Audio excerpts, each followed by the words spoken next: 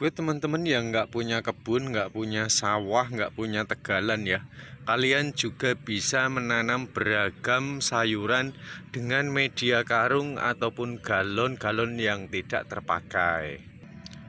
Salah satu jenis tanaman yang mudah untuk dibudidayakan ya, dan ini juga cepat sekali panennya, yaitu adalah menanam kangkung.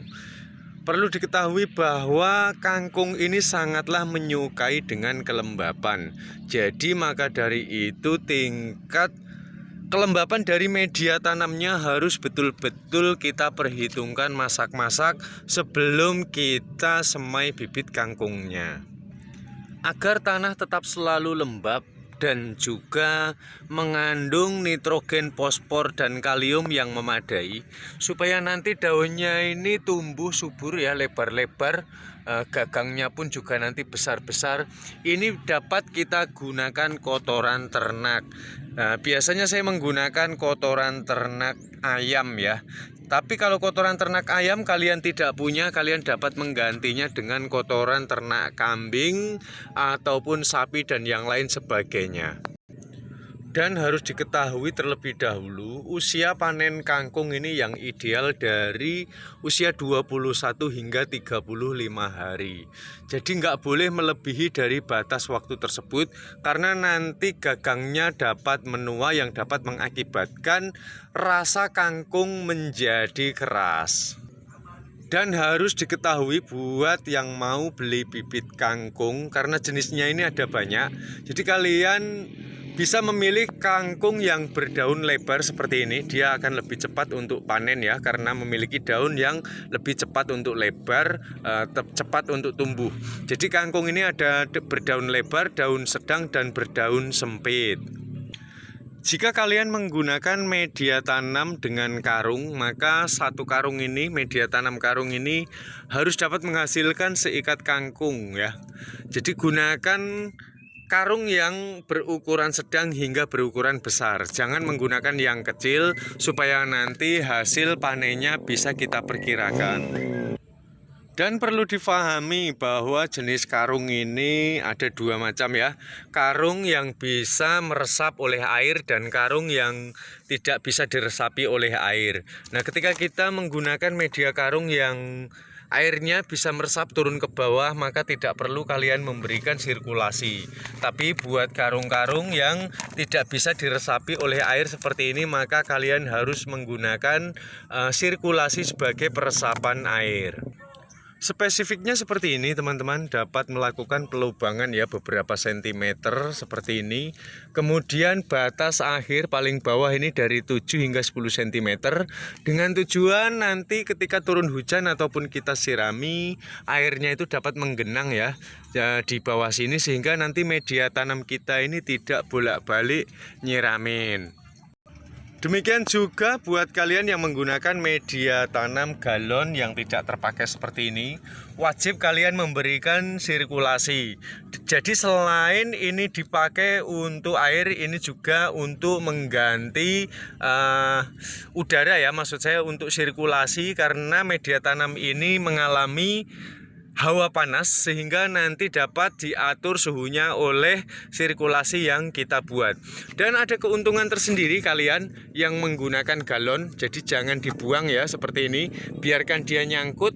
Ketika turun hujan maka akan nampung air di sini dan kita dapat langsung menyiraminya ketika kita dapati media tanam kita ini mengalami kering.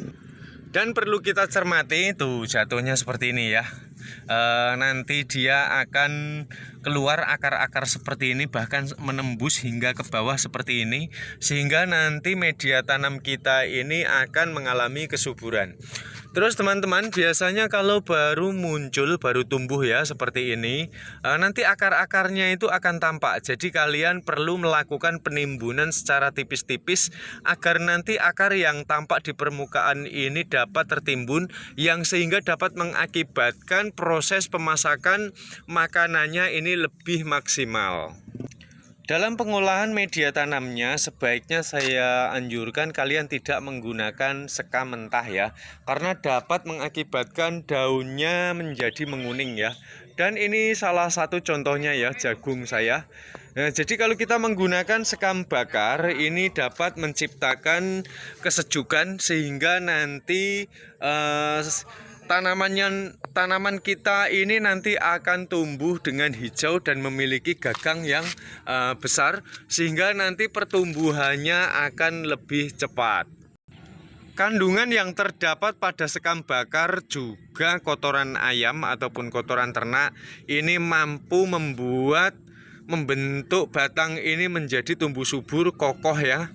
Karena kandungan yang terdapat pada kotoran ayam ini juga mengandung zat besi juga tembaga sehingga nanti tanaman kita ini tidak mudah roboh ketika diterpa oleh angin, juga nanti akan tahan terhadap serangan hama tanaman. Dan keistimewaan kompos organik tersebut tidak perlu melakukan pemupukan ulang hingga masa panen selesai ya. Dan ini kita lihat ya, saya habis saja ini panen.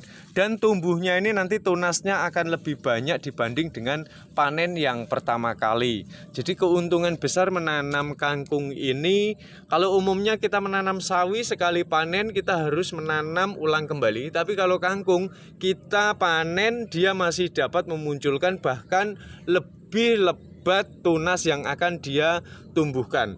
Yang sehingga kita dapat memiliki keuntungan 4 hingga 5 kali lipat dibanding kita menanam sayuran sawi. Teman-teman, jadi apapun kalian menanam jenis apapun sayuran ya, kalau bisa yang namanya kangkung ini tetaplah harus kita tanam ya. Karena ini mudah sekali di dalam sebuah penanaman juga perawatannya ya. Yang penting asal lembab dia sudah tumbuh. Dan ketika kita dapati media tanam ini mengering, maka kita harus melakukan penggemburan kembali ya.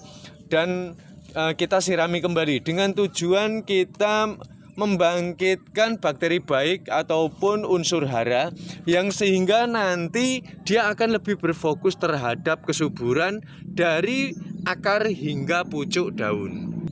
Dan takaran yang digunakan dari bahan-bahan tadi adalah 3:1:1. Jadi tanahnya 3, kotoran ternaknya ini 1, dan sekam bakarnya ini juga 1. Jadi 3:1:1. Dengan takaran tersebut dan bahan tersebut kita tidak hanya bisa menanam kangkung, tapi kita juga bisa berbudidaya jenis sayuran yang lain. Keistimewaannya kita menanam dengan media yang terbatas seperti ini. Kita tidak perlu melakukan pembuatan ulang, maksud saya, karena pupuk komposnya ini tidak lari keluar kayak gitu ya. Jadi sehingga nanti sampai masa panen selesai kita sudah tinggal menggemburkan kembali dan melakukan penanaman ulang. Nah, maka dari itu sebetulnya ada keuntungan sendiri kita menanam di media terbatas. Karena mengingat medianya ini teramat sangat terbatas. Jadi kalau kalian menanam jenis tanaman rambat, jagung ataupun yang lain sebagainya, sebaiknya saya anjurkan jangan menanam ganda. Tapi dalam setiap media tanam seperti ini kalian tanami 1 saja ya, jangan sampai ganda, karena kalau kita menanam ganda otomatis mau tidak mau akarnya akan berebut makanan. Tapi kalau kita menanam 1, angka kesuburannya ini teramat sangat tinggi presentasenya ya. Dan saya berani jamin kalau dengan media tanam yang pas, dengan media karung ataupun galon ini dia dapat tumbuh dengan sangat subur. Yang penting kalian hindari dari bahan-bahan yang masih baru. Jadi kotoran ternak gunakan stok lama.